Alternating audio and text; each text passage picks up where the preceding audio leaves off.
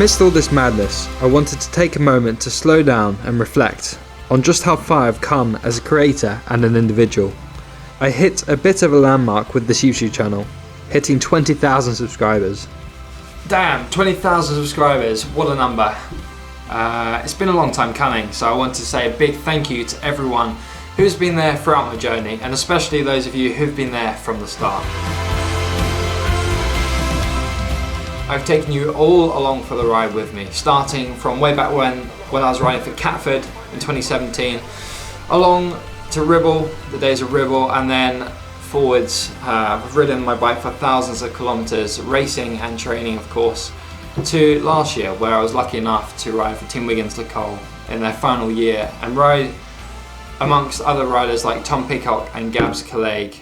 My first job out of school was in a bike shop. All I wanted to do was ride my bike every day, but I soon realised that that alone was not enough to occupy me. I wanted to be creative. I wanted to wake up every day doing something that I loved.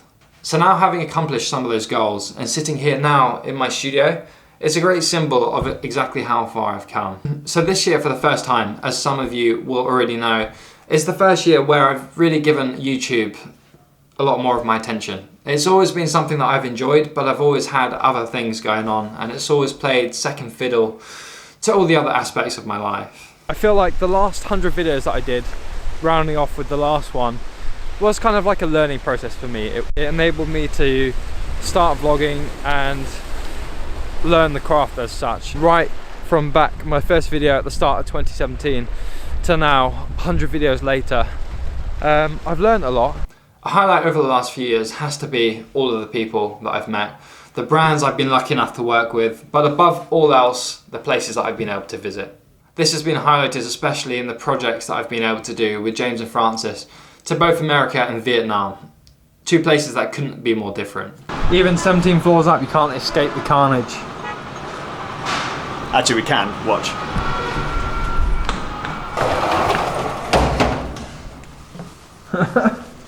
Oh man, I can still hear it. Much better. But an opportunity for me, having raced personally since the age of 8 years old, to branch out and discover something different. And what a decision that was. For me, it was just an opportunity I just couldn't turn down. I've been racing at a highish level since I was young, so something like this, it just felt like a bit of a breath of fresh air and a change, and something, definitely a decision that I don't regret making.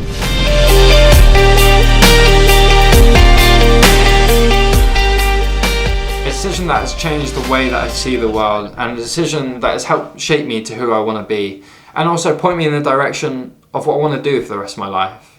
However, as easy as I've just made all that sound, it's not often that simple. It's very easy in life to get frustrated when you're not where you want to be.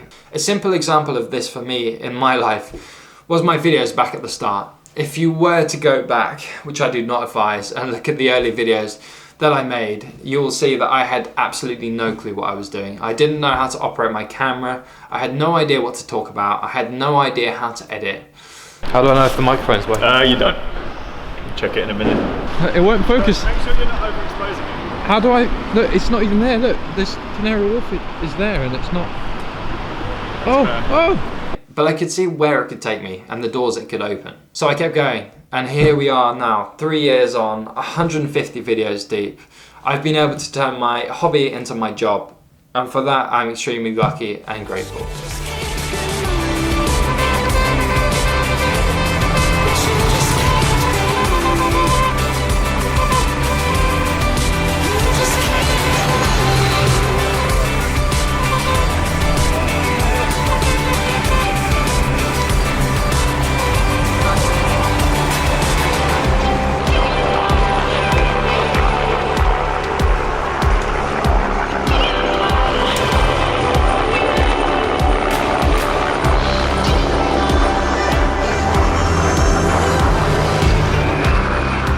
Something I'm really proud of is just how I've been able to create this little community here.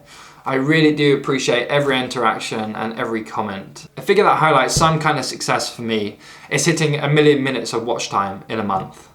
1 million minutes of watch time of you guys watching this face. That just blows my mind, so thanks to every one of you.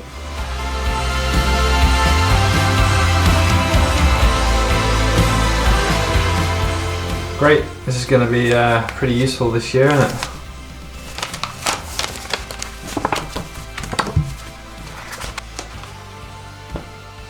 There you go.